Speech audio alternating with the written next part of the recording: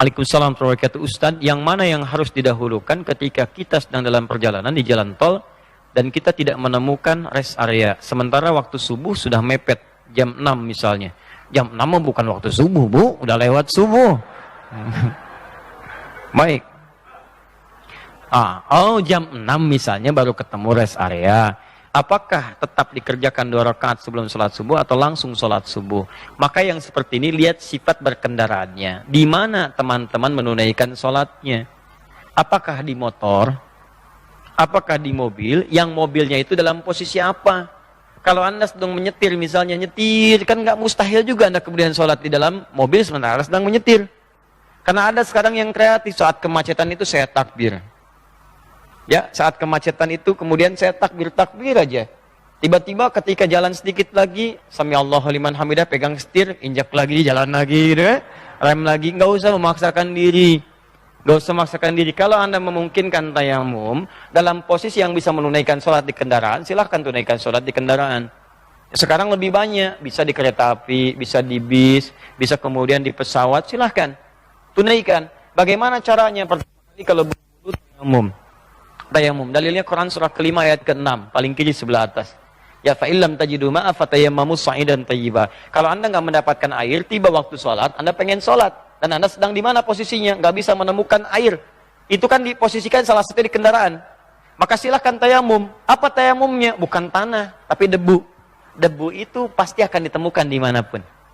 Tapi yang menempel di tempat yang baik, sa'idan thayyiba, menempel di tempat yang baik. Karena debu pun bisa menempel di mana saja. Debunya yang paling sunnah Ustadz, yang nampak debu di knalpot diginiin, enggak, jangan. Tempat yang kotor itu. Ya silahkan di jendela tempelkan begini, ya tempat kursi jok tempelkan begini, kemudian tepuk ya, atau tiup terlebih dahulu supaya yang kasarnya tidak langsung terserap atau menempel. Setelah itu tayamum, kalau memungkinkan sholatnya dengan sempurna di situ di kendaraan itu sambil duduk silahkan tunaikan. Ya bukan dalam posisi Anda punya aspek darurat yang lain. Darurat yang lain seperti misalnya apa? Sedang mengendarai kendaraannya. Atau kondisinya pakaian Anda kena najis yang belum bisa dibersihkan. Atau kondisi yang kedua, Anda memang temannya yang nyetir, tapi posisi kendaraannya tidak memungkinkan menunaikan sholat dengan sempurna, walaupun sambil duduk. Maka pada saat itu, ada rukhsah bagi Anda. Di mana sampainya di situ, disitulah ditunaikan sholat Anda. Paham? Jelas insya Allah? Baik. Jadi kalau bisa tunaikan di kendaraan, silahkan tunaikan di kendaraan.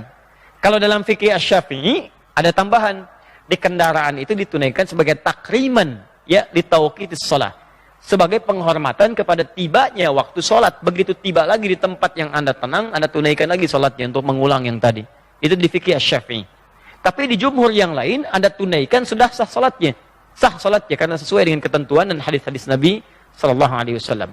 Mana yang paling utama dalam kondisi ini? Lihat ketentuannya. Kalau memang memungkinkan di kendaraan, yang paling utama tunaikan sholat di kendaraan. Karena hadis Nabi mengatakan, awas, yang paling utama as-sholatu ala waktiha. Bertanya seseorang kepada Nabi, ya Rasulullah ma'abar, apa amalan yang paling bagus untuk saya kerjakan? Kata Nabi, as-sholatu ala waktiha, sholat tepat pada waktunya. Orang lain bertanya, ya Rasulullah man abar, apa amalan utama yang harus saya kerjakan? Kepada Nabi, kata Nabi, lihat, birrul walidain, bakti kepada kedua ibu bapamu, bakti pada kedua ibu bapamu. Umuka, ibumu. Ada pertanyaan, kenapa pertanyaannya sama, jawabannya beda? Karena yang pertama itu ke ibu bapaknya bagus, cuman ke sholatnya suka ditunda. Yang kedua, teman-teman sekalian, sholatnya bagus, kerjakan tepat pada waktunya, cuman ke ibu bapaknya kurang bagus. Maka perhatikan Nabi, dengan bimbingan dari Allah, satu pertanyaan jawabannya bisa beda. Ya, maka yang tadi itu jadi inspirasi untuk kita. Kalau Anda di kendaraannya bisa menunaikan dengan baik, maka itu yang paling utama. Kalau tidak menunaikan tidak dengan sempurna, tidak ada kesempatan, maka saat tiba di tempat Anda istirahat, tunaikanlah di situ dengan sempurna. Jelas ya? Baik. Ingat kaidahnya, ad-daruratu tubihul mahdharat. Hal yang darurat membolehkan yang dilarang. Bahkan yang halal itu bisa berubah jadi haram, yang haram bisa berubah jadi halal dalam kondisi yang sangat darurat. Ya, terutama yang haram itu langsung bisa naik status jadi yang halal. Untuk sementara, bukan seterusnya. Jelas? Baik. Contoh seperti Anda ke Cina misalnya, dan seterusnya, ya ke daerah yang sangat pinggir, tidak menemukan ayam, kambing yang halal, adanya babi misalnya. Ya maka pada saat itu, boleh Anda makan bagian dari daging babi itu. Ya, masak, Kemudian bukan cari kenyang, tapi cari untuk menutup rasa lapar. Sambil mencari lagi, kemudian hal-hal yang halal. Begitu Anda temukan daging ayam, maka kemudian babi harus Anda tinggalkan dan beralih kepada makanan yang halal. Plus